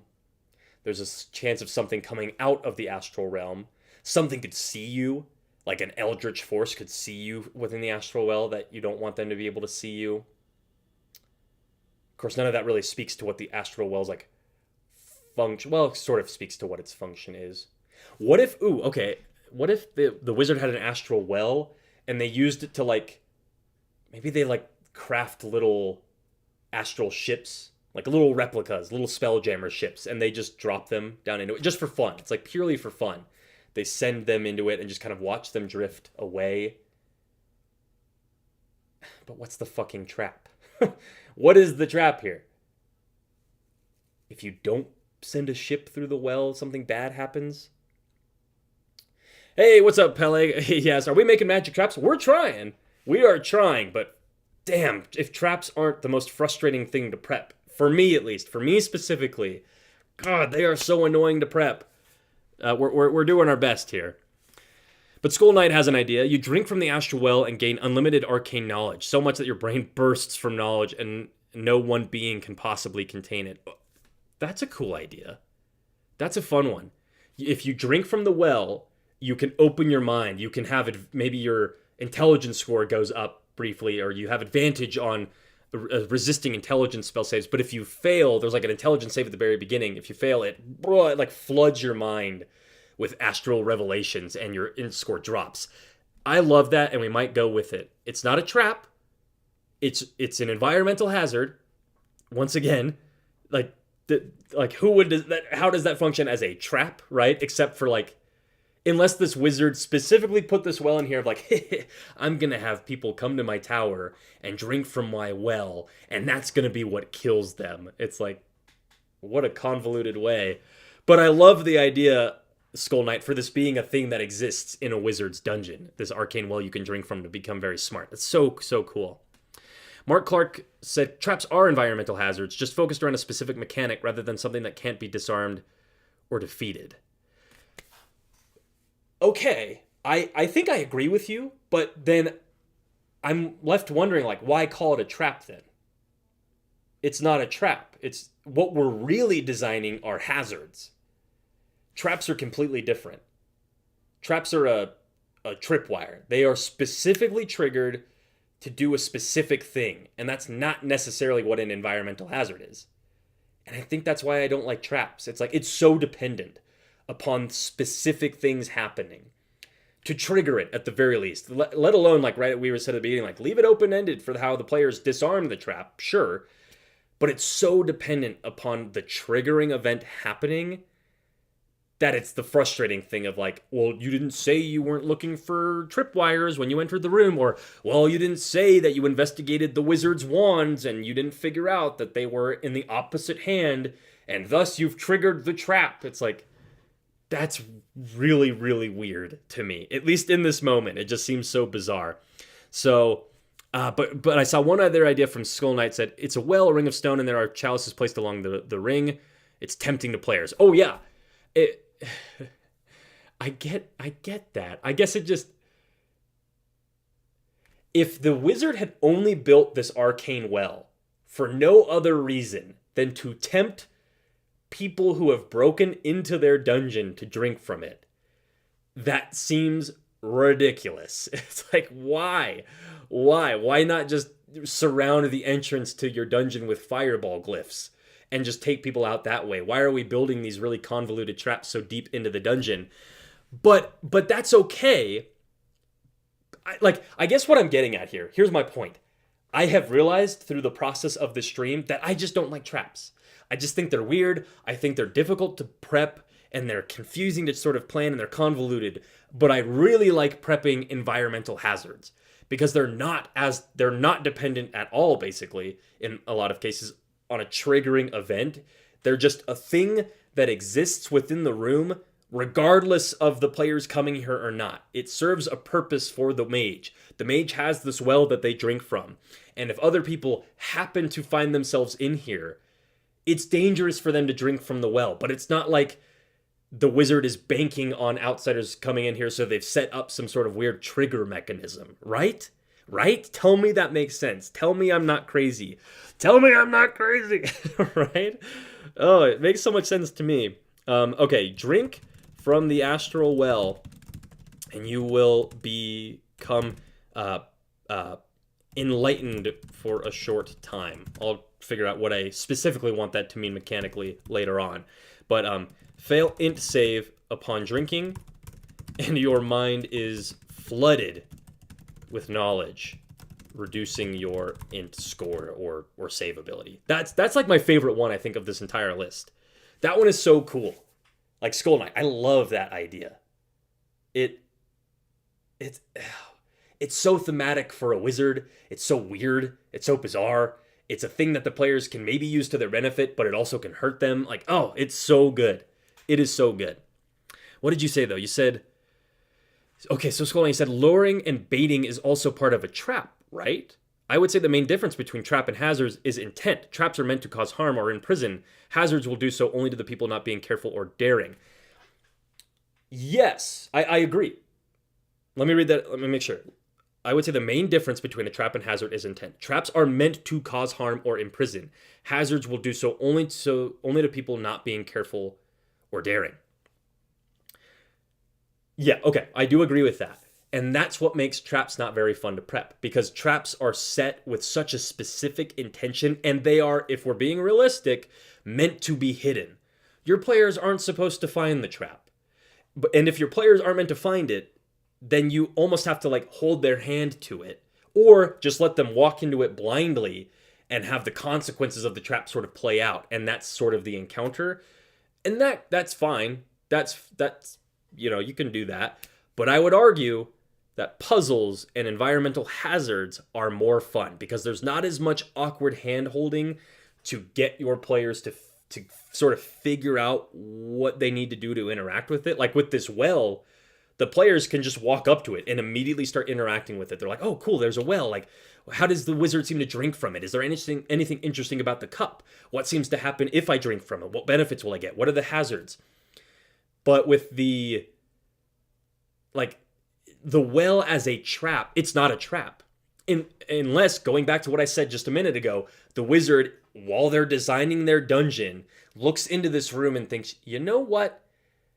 I'm going to assume that people are going to break into this dungeon and they're going to make it this far. And if they make it this far, I'm not gonna have a tripwire trap. I'm gonna build an astral well. I'm gonna place weird chalices around it. And yes, they will drink from this well. And if they do, it will blow their mind open with revelations. Ah ha ha! That is my trap.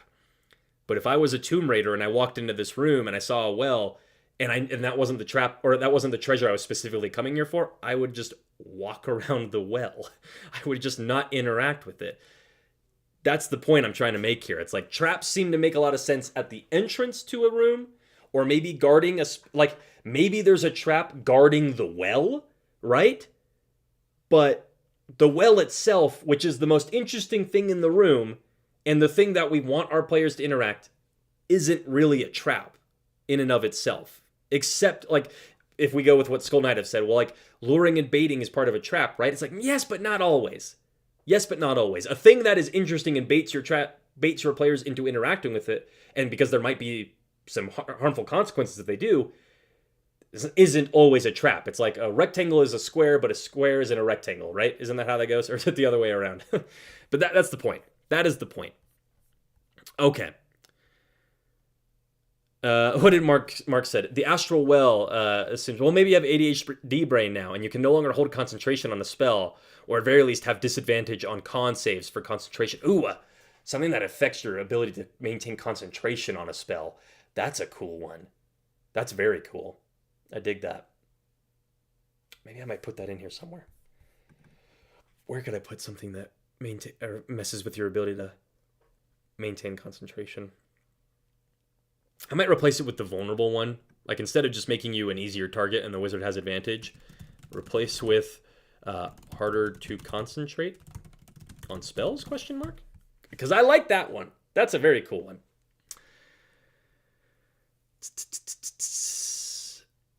Skull Knight. Okay, let's see what he said about this well. He said, the astral well is located in a pocket dimension room within the dungeon, and it's smack dead in the middle of a desert dimension. But then again, why not just imprison them in the desert? Okay, I got a little lost with what you're saying. You're saying the astral well is in a pocket dimension room, so it's like an offshoot room of the dungeon. So it's not even an area a lot of people are going to go, and it's smack dead in the middle of a desert dimension.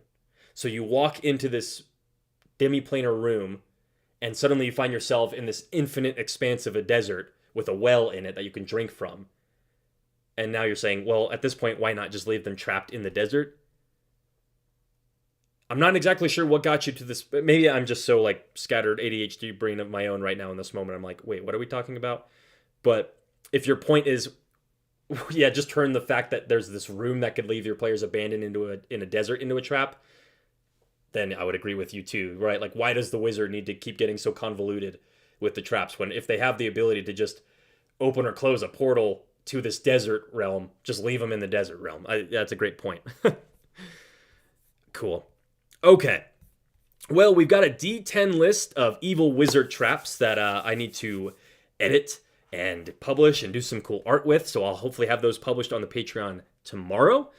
Speaking of tomorrow, I have plans to stream again tomorrow. So if you're looking to keep indoctrinating yourself into the Church of Doom, you want to hang out with me some more. Tomorrow we are going to talk about the new D&D adventure that Wizards has sort of released for free this month. It's like what's it called? It's Goblin Trouble. I don't exactly remember why they released it for free. I think there's some sort of like, it's International Dungeon Day or some stupid holiday like that. But they put out a dungeon for free. And so we're going to read through it. We're going to see, like, does it sound fun? How do they format it? What do we like about it? What do we not like about it? And it'll just kind of be an interesting little review stream. So I'm excited for that. We'll be starting that up tomorrow at 10 a.m. Other than that, I think I'm pretty done for the day. This was a good solid stream, almost 2 hours. So thank you all for attending. We say these things in your unholy names. Amen. Bye, everybody.